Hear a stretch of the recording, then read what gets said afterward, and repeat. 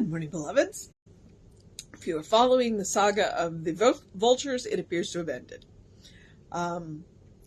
When I of course got up this morning and went and checked to see if the vultures were back or if they had moved on, and they are not hovering over my neighbor's backyard, which is a good thing because I was concerned about my neighbors, or at least my neighbor's dogs.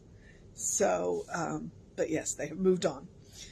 I will check again tomorrow, but considering it might be 19 degrees with the feels like of, oh my gosh, because the winds are supposed to be really bad, yes, we're in for a hard freeze, but the good thing is there is no moisture. It is not raining, which means it won't snow, it won't sleet, the road should be safe, because, none of us who live down here know how to drive in that. I remember in the snowmageddon of 2021, when the owners of the shop that I work for said, "Oh yeah, well, we'll play it by ear," and I was like, no. If there is any ice or snow, I'm not driving in that. I don't know how. My husband did go to work. He is one of 3 people that showed up at his job, and he was there for about an hour. And then they said, pack it up and go home. It's not safe for you guys to be there. We don't want our customers on the road. So, it's not going to be that. We're going to have 3 days, 36 to 48 hours where we'll be below freezing, but there is no moisture. We will be safe. So all we have to do is stay warm. And they've already opened a number of warming centers in Houston. So hopefully, people who need a warm place can get there. So, and what we have to pray for and treat for is that the winds don't take the power out for the rest of us. Yeah. So, or that and the warming centers, God bless them. So, the number of houses in my neighborhood that sprouted solar panels after the Snowmageddon was interesting. So, all right. It is December 22nd. Our title is My Time Is Now. The first quote is, and have put on the new person which is renewed in knowledge after the image of it that created them. And that's, I don't actually know how to pronounce that. Colossians 3:10. The second quote is, the word of people is the law of their life, under the one great law of all life. And that is the Science of Mind, page 145. It's going to be an interesting one. At any moment, we may realize who we truly are. Like fledgling starlets, we can become as luminous as the evening star, our light streaming forth for all to enjoy. We are the people of God, universal beings, inhabiting this small planet in the solar system. This is but one of the stops we make along our eternal progression. At any moment, we may choose to co-create with God and enjoy healthy, beautiful living. In this way, we not only celebrate our own lives, but the lives of all other living things, including plants and animals. We can truly take dominion of the earth in a new kind of vital partnership, one in which we value the earth as a living organism. Our time for growth and discovery is now. This is the right day and the right hour. It is neither too early nor too late. There are attitudes to be released and appearances to be forgotten. Let us release and forgive so that we can be aware of our command over universal love and law. We are not simply incidental to the creative process, but intentional beings. Let us live as such. Infinite mind inspires me. Infinite power expresses through me. Infinite life heals me and presents me as a true spiritual being. Now do I extend myself to the fullest. I reach beyond my comfort zone into the world of the new thought and ideas, and I gladly immerse myself in the stream of life. I am grateful for who I am right now. This is my time. And that is M.S. Margaret Stortz.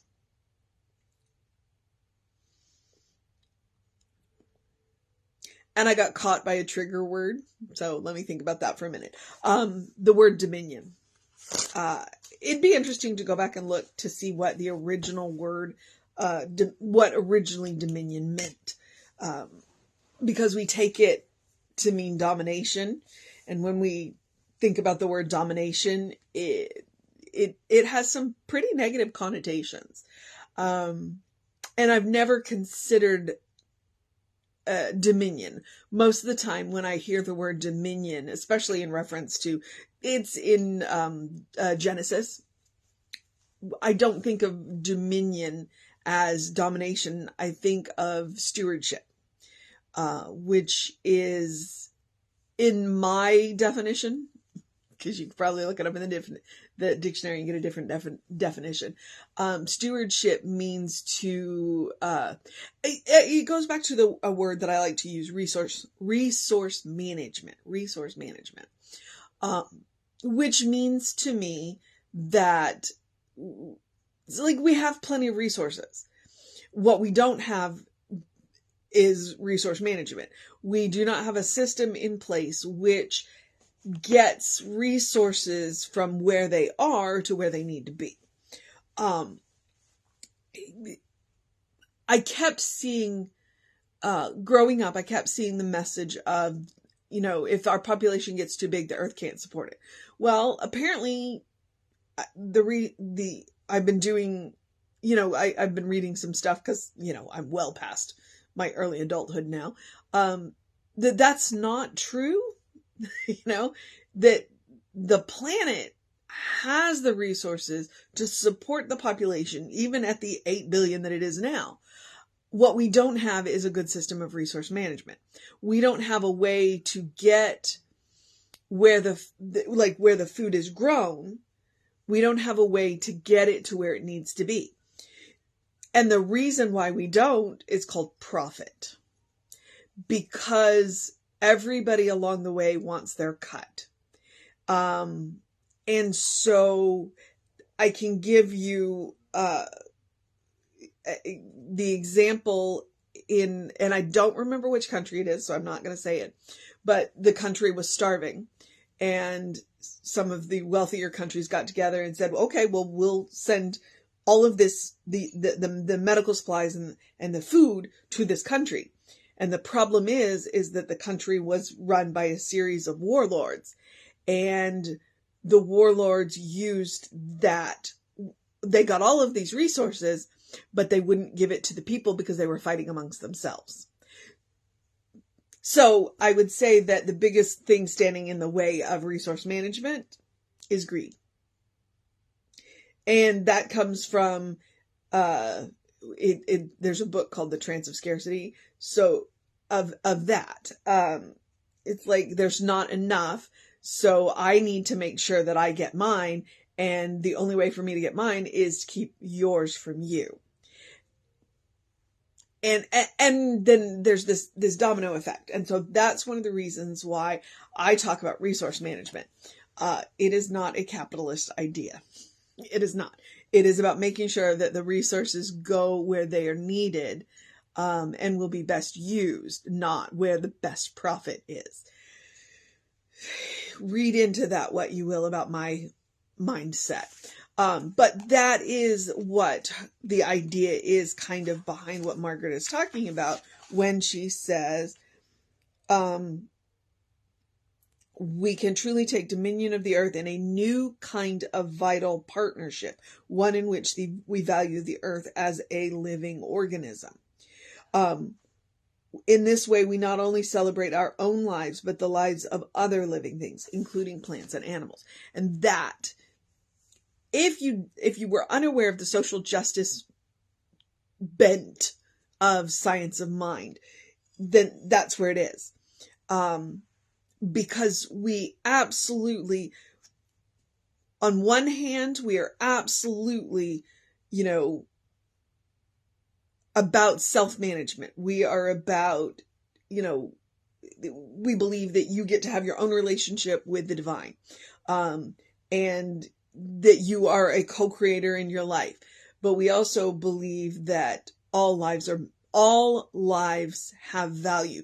plants, animals, that the earth is one system. And so until we value, until we move into good stewardship where we value those that don't look like us. And that's what I mean. Plants and animals don't look like us. And yet, until we enter into a vital partnership with all life, then we are not truly valuing the divine. When we say we are created in the image of God, all life is created in the image of God. Plants, animals, bacteria, it's all life is because life is what God is. Love is what God is. And so that's what the partnership that we are working for is, when all needs are met. When all needs are met. When abundance means that everybody has enough. And when I could get on my soapbox so quick, and I just need to stop now. Okay. So I like how she starts out. At any moment, we may realize who we truly are. It's literally the flip of a switch in the mind. It's recognizing that, and it's a twofold recognition. It's recognizing, one, that each of us is a beloved child of God, and then recognizing that every other living thing is also a beloved child of God. So you start to glow when you realize who you are. You start to glow when you recognize, wait, I am a co-creator. I have power in my own life. I have the power to affect change in my world. I can change my world.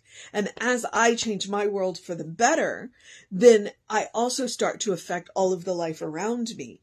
And as my life gets better, then I'm bringing all life up with me, because I start to recognize that all life is God's life. And I make decisions that are beneficial for all life. That's where we start to take care of our neighbors, and that's where we start to take care of our environment, and that's where we make good husbandry decisions. And that kind of thing. That's where we start to talk about resource management. And resource management is not about scarcity. It's about moving the abundance around. It's like recognizing that this world absolutely is abundant, and that we can move it around to serve everyone the best. And that word right there, serve, is probably why I became a minister. Because that's the life of a minister. It's to serve. And to do it with a glad heart. So, the title is My Time Is Now. I'm not sure about the title. But what she is calling on us to do is to recognize who we are. And then to recognize that all life is God life. All life is God life. And you always know it's Margaret Stortz, because when you get down into she starts her treatments off. Infinite mind inspires me. Infinite power expresses through me. Infinite life heals me and presents me as a true spiritual being. When we do our spiritual work, we are presented as true spiritual beings. But part of that is to recognize that all life is spiritual. That all beings are spiritual.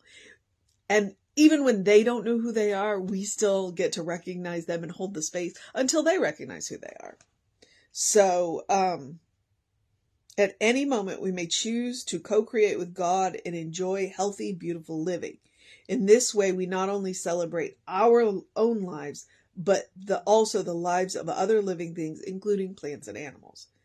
And so, the mission today, should we choose to accept it, as we recognize who we are and come into the recognition of what all life is to enter into that vital partnership of understanding that the earth is one living organism, and that we each have a part to play, a responsibility in keeping that life healthy and well-nourished and safe and warm.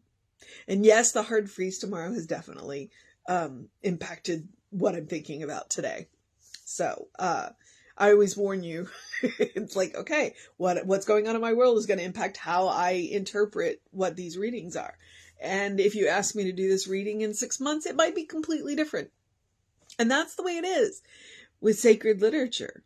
Read it for yourself, interpret it for yourself. Understand that people who do the scholarship on the sacred literature, especially when it comes to translation, they're interpreting with their own biases. And so go read it for yourself. Think about it for yourself. Understand it for yourself. And don't let anybody tell you that you're wrong. I accept guidance from people who know more than me, but sometimes I might see something and, everybody else can say, no, that's not what I see. It's like, that's fine. It's not what you see.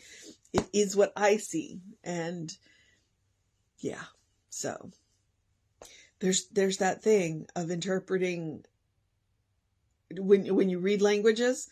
And the best example I can give you is the difference between pony play and horse play. So always be careful when translating other people's works. Oh, if I could go back and learn Hebrew and read or not even Hebrew, Aramaic and Greek, I might have something to say about some of the translations. So, all right, I'm going to get off my soapbox. You've got your mission today to see all life in vital partnership. That's the mission. And the second one is to do the spiritual practice of doing something loving for yourself, doing something kind for yourself, doing something compassionate for yourself, whatever that looks like. Sometimes it does look like going and reading sacred literature for yourself and making up your own mind. That is the benefit of science of mind. It's like, yeah, no, go read it for yourself, make up your own mind, and then come and have a discussion with us because we want to talk about it. We absolutely do. I love talking about religion, any religion, all religions. It's amazing, wonderful, and we all walk away learning something. So, but it also looks like taking a nap. It looks like taking a walk. It looks like taking a week off from physical exercise. It looks like covering your faucets and bringing your plants in. It looks like eating dessert first. It looks like drinking a cup of coffee or a cup of tea or a cup of cocoa and engaging all 5 of your senses in that and really being present in the moment. If my time is now, then making sure that I'm fully present in whatever I do is part of that. And that is part of our spiritual life, to be fully present as much of the time as we can, for the big things and the little things. And being fully present for the little things is a gift that's worth giving yourself. So love, kindness, compassion. Take a deep breath before you speak. You are your own best test subject. It truly is a spiritual practice, because the more loving, kind, and compassionate you can be with yourself, it offers you the opportunity to be more loving and kind and compassionate with people that you meet that need a little extra. There's going to be those people that we're going to encounter in our journeys that are going to need a little extra. When we practice on ourselves, we create a bank. We create a habit. We create a default setting. We create a first response. The difference between a response and a reaction is that moment of consciousness. And as I said, it's a spiritual practice. So when we engage in spiritual practice, we are making a firm connection with the source of our own being. And the source of our own being is a source of infinite love, infinite compassion, infinite kindness. So make that connection on a regular basis. Install that groove. And then that way, no matter what happens, your first response can be love, kindness, and compassion for anyone and everyone, especially including yourself. All right. Here's where I will move into the rest of it, which is I encourage you to do something to engage your mind and your body, whatever that looks like. Today, it might be to keep warm. I do encourage you to drink plenty of water, especially as the temperatures drop. It is very easy to get dehydrated in the winter time because we don't drink as much water because it's cold and we don't want to be cold. But hydration is important. Your brain will work better and you will make better decisions. Trust me, hydrate. But if you want to warm it up by drinking hot cocoa, hot tea, herbal teas are fantastic. They don't have any caffeine. Check them out. I like lemon ginger tea. That's one of my favorites. And no caffeine. I'm not allowed to have caffeine if you can't tell. For multiple reasons. So hydrate. And early in your day, bright light. It's called a circadian rhythm. It is a hormone rhythm. And when you get that early in your day bright light, it resets that hormone balance. You will have more energy during the day. You will sleep better at night. It is science. You can look it up. So I encourage early in the day bright light. Early in your day. So if you get up before the sun does, get you some bright light. If you get up after the sun does, go get some bright light. Or like today, it's foggy. There was no sun. So maybe later on in the day, but not right now. So artificial light works too. And then in the words of Ernest Holmes, open the windows of your soul. Allow the breath of heaven to remind you, you do live in heaven right here, right now. See, I need some water. I need to hydrate those vocal cords. Open the windows of your soul. Okay. There are multiple ways to do that. Engaging with sacred literature by reading it or listening to somebody else read it is one of the ways that you open your soul. Music is another way. There are multiple ways. Engaging in the spiritual practice of loving kindness and compassion is a way to open your soul. When you learn that heaven is a state of mind, it's a state of consciousness. When you learn to do that for yourself, then you create a world that works for you. And when you live in heaven, other people around you have a better experience of you. And that goes a long way to creating a world that works for everybody. Everybody's got to learn it for themselves, but we get to be good examples. Okay. So that is, and you can always take Emma's advice. Look for the good and praise it. Okay. I got to get ready for work. So here's where I will do the social media part, which is to remind you that we are Creative Life Spiritual Center. We are Creative Life Spark. I am the running Rev Ryan on the social medias that I am on. We do have some really cool things coming up. So if you want to know what's going on at the center, email info@creativelife.org, creativelife.org. That will get you on the constant contact. The hot links are hot. They will either take you right to the information you want or to the person that can get you that information. We do have a Christmas Eve service coming up. I have been given my dress code. So I already know what I'm going to wear. I don't know what Tom's going to wear. So that's something we got to look at. And we have a dress code for, the Christmas, because Christmas is on Sunday. We are going to go ahead and have a Christmas service as well. So Christmas Eve, which is at 5:30, by the way. And it will be on Facebook as well as in person. So it's up to you as to which way you want to attend. And then Christmas Day, normal 11 a.m. service. Okay. So that's, I think social media. All right. Here's where I get to encourage you to have a great day, a wondrous day, a fantastic day, a magical day, an enchanted day, a wonder-filled day, a bundle-up day, a take your fur babies inside day, a get ready for the cold weather day, although we should have done that yesterday. So, finish up your preparations. A awesome day, a stay warm day, a take care of yourself day, a good day. And if that is too much pressure, simply have a day because you are enough just as you are. You are a beloved child of God. You are a brilliant light. You are a divine spark. You are God in motion. You are spirit in action. You are a godling in whom God is well pleased and well represented. All right. So let's get that vital partnership going. All right. Yep. So take care of yourself.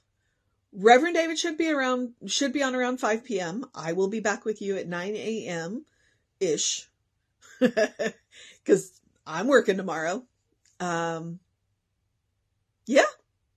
So take care of yourself. Know that you are loved, and I will see you next time.